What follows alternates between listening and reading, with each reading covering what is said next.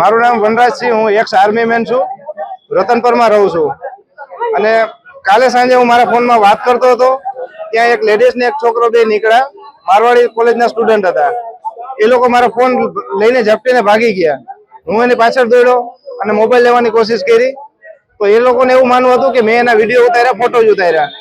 મેં એને mobile check કરાવી દીધો ફિંગરપ્રિન્ટ આપીને, તો ચેક કર્યા પછી એમાં કાંઈ હતું નહીં, તો મોબાઈલ રિટર્ન નતા કરતા। એટલે મેં એની પાસે મોબાઈલ લેવાની કોશિશ કરી, તો એ લોકો પાછળથી લેડીઝ આવીને મારી પાછળથી ઝપાઝપી કરી, મને જે આંખમાં લગાડ્યું અને નખોડિયા પહેર્યા। એટલે આ લોકોનો પહેલેથી આવો ત્રાસ છે। અઠવાડિયામાં 2-3 વખત કોઈને કોઈની સાથે ઝઘડા ચાલતા હોય છે।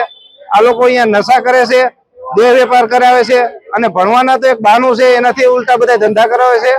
તો એ લોકોને અહીંયા પરમિશન મારવાડીમાં ભણતા હોય તો મારવાડીની અંદર ભણવા જોઈએ, બહાર લોકોને રહેવાની પરમિશન ન હોવી જોઈએ। બહાર રહેવાની હોય તો એની જવાબદારી કોલેજે કોઈ પ્રશાસને લેવી જોઈએ। આવું અવારનવાર આમ આદમી હારે બનતું રહેતું હોય છે।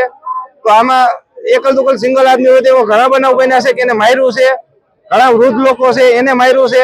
આવું હર 2-4 દિવસે બનતું રહેતું હોય છે, અને એ લોકો નશો કરીને આવે છે, પછી એને કઈ ભાન રહેતી નથી।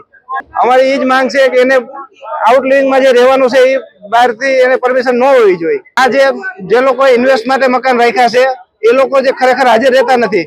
અમારે ફેમિલી સાથે રહેવું છે તો પ્રોબ્લેમ થાય છે, કારણ કે એ લોકોના તમે કપડા જોવો, આતે જોવો, તો અમે ફેમિલી સાથે અહીંયા રહી શકીએ એવી હાલત નથી। અને જે બહાર લોકો રહેશે, જે કોઈ મુંબઈ છે, કોઈ રાજકોટમાં જે ખાલી ઇન્વેસ્ટ માટે રાખ્યા છે, એ લોકો જ ભાડે આપે છે। એટલે અમે એને પણ કહી છીએ કે આ મકાન આવી રીતે ભાડે ન આપવા જોઈએ। આની પહેલા 3-4 મહિના પહેલા આપણે સીપી ઓફિસમાં બધી જગ્યાએ રજૂઆત કરેલી જ છે।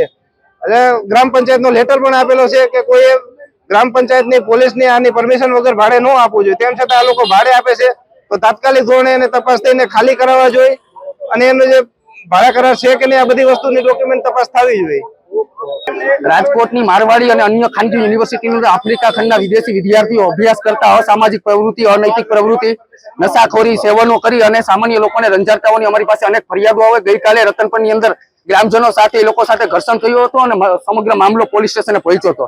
ક્યાંક ને ક્યાંક વિદેશી વિદ્યાર્થીઓ ખાનગી યુનિવર્સિટીઓ પોતાને ઊંચો રેન્ક અને ગ્રેડ દેખાડવા માટે ઇન્ટરનેશનલ વિદ્યાર્થીઓને લઈ આવે છે, પરંતુ આ વિદ્યાર્થીઓ અહીંયા સામાજિક દૂષણ ફેલાવી રહ્યા છે। અનેક વખત ભૂતકાળની અંદર પોલીસ તંત્ર અને ગ્રામ લોકોએ રજૂઆતો કરી છે કે આ રેડ લાઇટ એરિયા હોય એ રીતના આ વિદેશી વિદ્યાર્થીઓ હાઈવે ઉપર ઉભી અને દેહ વ્યાપાર ખુલ્લેઆમ કરે છે। રાજકોટની હોટલોની અંદર મોબાઈલ એપ્લિકેશનો, ઇન્સ્ટાગ્રામ, ટેલિગ્રામની અંદર ખુલ્લેઆમ આવી રીતના દેહ વ્યાપાર કરે તો આ ખાનગી યુનિવર્સિટીમાં અભ્યાસ કરતી આપણી બેન દીકરીઓ માટે ચિંતાનો વિષય છે।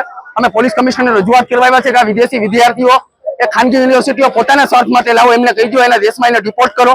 કોઈ પણ સંજોગોમાં આ દૂષણ આપણે ડામવું ચિંતાનો વિષય છે, અને આજે અમે પોલીસ કમિશનરને ગ્રામ લોકો સાથે રજૂઆત કરવાના છે।